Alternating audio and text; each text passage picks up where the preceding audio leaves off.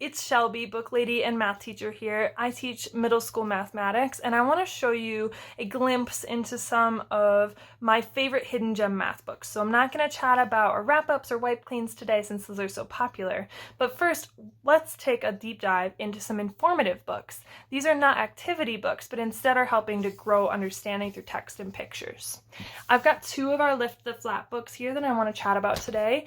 First are math shapes. This talks about everything from basic shapes to prisms. It goes into tessellations, symmetry, and has all kinds of fun activities they do without using a pen or a pencil. So these are great for car rides. You can lift the flaps and find answers, and it's a great way to help your kids retain this information. It's been shown through studies that using their hands to interact with things is really helpful in retaining information and basically just really understanding what's happening. So this is the fraction book, and there are lots of things to look at here. They talk about how fractions are really just division. They make comparisons. They use robots and pirates. This is a really great book for your kiddo to deep dive into fractions and decimals. Great for anywhere between that 2nd to 5th grade range. I've used it with 6th and 7th graders before that need to catch up. Another really great book here is our 100 Things to Know About series. I love numbers, computers, and coding. Of course, it's always interesting to me to read about things, but this talks about everything from the internet, what are prime numbers, what are bitcoins, databases of facial expressions, how do they do that? Okay, they really dig in. This book is excellent for kids who may have learning disabilities because it really specifically breaks things down into bite-sized chunks of information, and all of the pictures are directly related with what they're talking about. So that can really help, especially if your kid has something like dyslexia. These are really great books to help them really understand and retain information as well. Then I want to jump back a little bit. So this is one of our picture books. It's about numbers. This is the Spanish version, of course, but it's How Big is a Million? And this is a really cute story about a baby penguin who's trying to figure out how big is a million really? And you walk through the story getting bigger and bigger. Finally, in the end, there's a very large poster, and I mean very large, okay? I can't even unfold this whole thing for you. So this poster has 1 million stars on it. It's a great reference for those toddlers or elementary kiddos who are just learning what that really means, and it's excellent to share with a classroom. I also wanted to show, last but not least, Managing Your Money. We have a few different versions of this, but this has little quizzes at the end. It talks about everything from insurance to gambling to budgets, and it's a really great way for kids to dig in and learn a little bit about how to manage money before it becomes a problem. Speaking of money, I want to talk just a little bit about what it means to be good at mathematics. So something folks don't know a lot about math is that it is as much about self-confidence as it is about logical reasoning.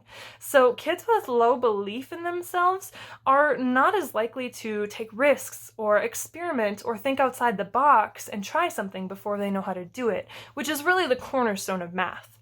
So some books to help self-confidence really quickly. I've got Cordelia and You Are a Star. These are both picture books that are meant for younger kiddos that are really about finding yourself and believing in yourself and knowing that what others think is not necessarily what is true or what you should do. I also wanted to show off Forgotten Fairy Tales of Brave and Brilliant Girls. This is a great way to start early, and it is a intermediate reader, so this would be great for like a 2nd or 3rd grader to read on their own, or for you to read to a toddler. They've got pictures in there, and there are quite a few different stories in here to pick from. Beautiful book. It's hardcover. This is going to last you a long time, and it's always good to focus on girls.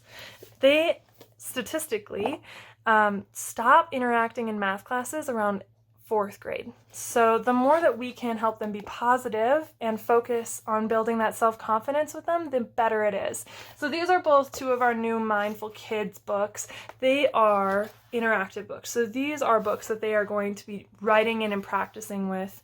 And I really especially love these because they are ways for them to take control and to interact with themselves to help themselves build a little more self-confidence. These are great for kind of that later elementary, middle school aged kids. High school kids can use them too, but sometimes they think it's too kiddish.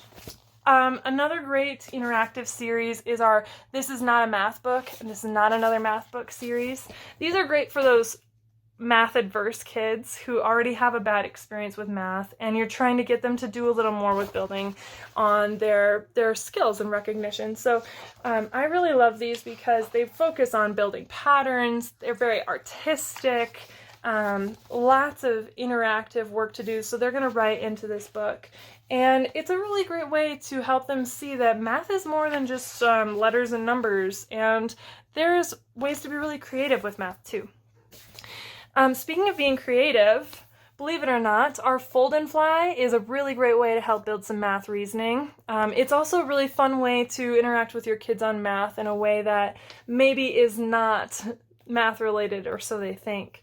So you can see they've got lines where you fold these, and one thing I really love to do with these, I really enjoy folding these with my kiddos and then having a contest to see who can throw them the furthest, practicing measurement that way. So it's just a pro tip for you.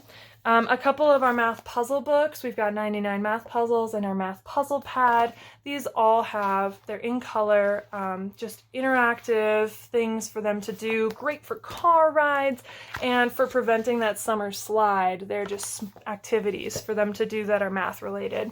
Last but not least is our math scribble book. So this is a little bit, there's a little bit less writing and a little bit more for the kid to do in here, and they're all interactive with prompts and similar a little bit to our This Is Not Another Math Book series. There's lots to look at, and if you type math into the website, you'll see a ton more. So feel free to check there, and thanks so much for listening.